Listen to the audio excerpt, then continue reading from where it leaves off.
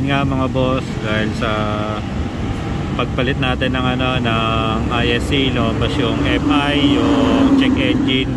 So ayusin natin yan, try natin kung matatanggal natin. Ganito lang, 10 beses natin on off yung engine, yung natin, yung ignition natin. Ganito.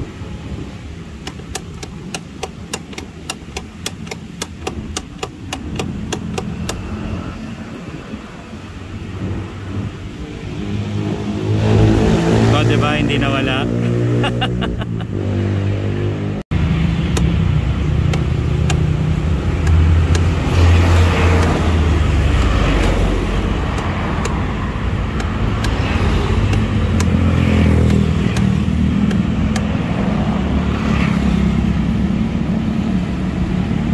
Ayun, nawala na. So 10 beses, medyo katamtaman lang yung bilis.